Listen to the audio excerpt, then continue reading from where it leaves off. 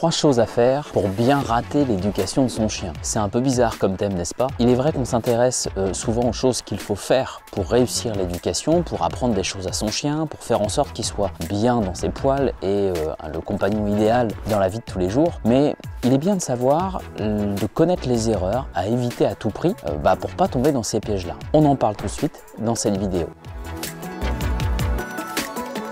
Respect Dogs, ce sont des éducateurs canins comportementalistes en France près de chez vous.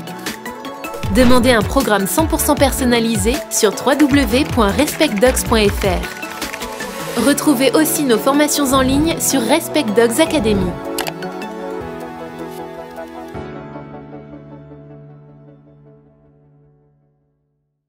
Vous venez d'adopter votre chiot ou votre chien, ou ça fait quelque temps que vous vous intéressez à son éducation, et vous voulez être sûr de mettre les bonnes choses en place dès le départ. Pour changer, donc dans cette vidéo, on va parler de 3 choses à ne pas faire. Avant d'aborder ces 3 erreurs, je vous propose d'aller télécharger notre e-book gratuit. Vous avez le lien en description, c'est le premier lien, il vous suffit de cliquer dessus, d'indiquer votre adresse mail et vous allez le recevoir dans votre boîte mail.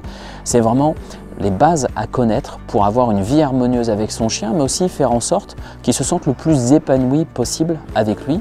Et vous allez avoir des idées d'exercices à mettre en place pour qu'il y ait une obéissance qui soit correcte et un respect mutuel.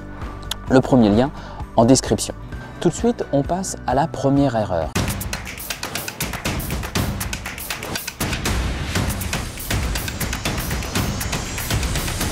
La première erreur, c'est attendre 6 mois pour commencer son éducation.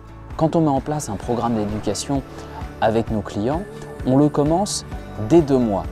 On s'adapte tout simplement en fonction de l'âge du chien, avec une difficulté progressive sur les exercices, mais on va pouvoir mettre en place plein de choses qui vont faciliter l'apprentissage futur.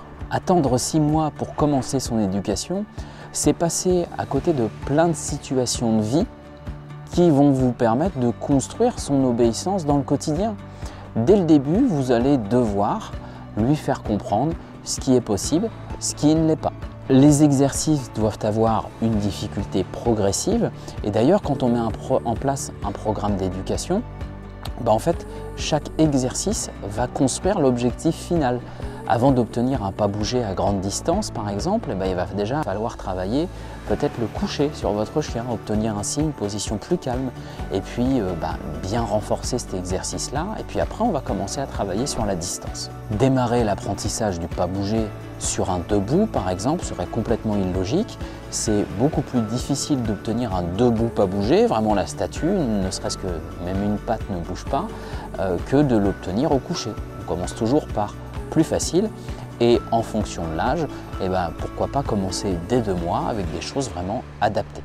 Servez-vous par exemple du moment du repas pour lui apprendre à s'asseoir et attendre votre feu vert pour quitter cette position. Servez-vous des moments où vous le rentrez du jardin ou des balades pour qu'il apprenne à attendre avant de rentrer ou sortir d'une pièce. Voilà autant de choses qui vont vous être utiles dans le quotidien et sécurisantes après dans d'autres applications. Si vous attendez qu'il monte en voiture pour lui apprendre à ne pas sortir directement de la voiture pour sa sécurité, vous allez travailler beaucoup moins fréquemment cet exercice que si vous le faites dans le quotidien à la maison en lui apprenant un mot, reste, et lui en interdisant l'accès à une pièce, qu'il attende le feu vert pour le franchir. Quand on travaillera sur la voiture, ce sera déjà un ordre familier et votre chien aura déjà des compétences sur cet exercice-là.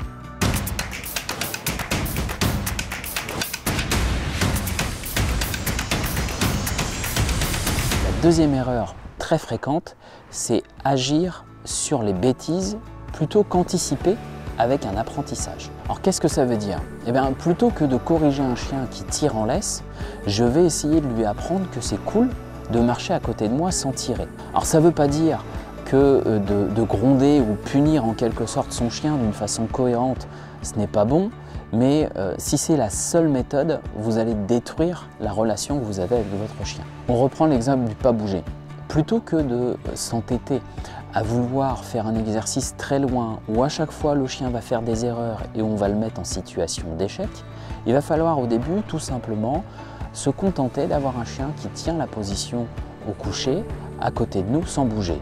Et puis on va augmenter le temps, puis on va rajouter un peu de distance, on va valider et on va essayer toujours de stopper l'exercice avant que le chien ait fait une erreur. De cette façon, on va plutôt associer l'exercice à un moment positif et le terminer sur une note positive plutôt que d'être en situation de conflit avec le chien. Alors ça ne veut pas dire que ça ne se produira pas et que s'il y a une erreur qui se produit, qu'il ne faut pas la reprendre, mais il faut plus chercher à stopper avant qu'il y ait l'erreur et valider le fait que le chien ait réussi d'aller jusque-là. On ira beaucoup plus loin car comme nous en fait, le chien va être plus motivé à faire des choses dont on lui a montré qu'il était capable de le faire que plutôt lorsqu'il est poussé dans ses retranchements et qu'il est poussé à la faute puis corrigé.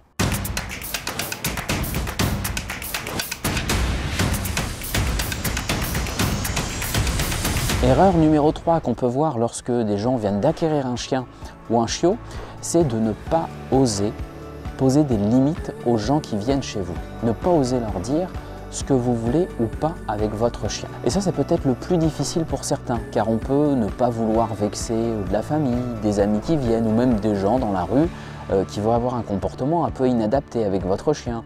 Un chien qui est caressé alors qu'il commence à nous sauter dessus, par exemple. Et là, on risque de créer des incohérences pour votre chien.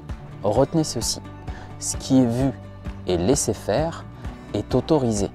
Donc si devant vos yeux, votre chien a un comportement que normalement vous n'acceptiez pas, mais que vous n'osez pas le reprendre parce qu'il y a des invités et vous avez peur de passer un peu pour le rabat-joie de service ou le méchant, eh bien vous manquez de cohérence. Et cela va entacher la relation aussi que vous allez avoir avec votre chien. Dans sa tête, ce sera un signe d'instabilité.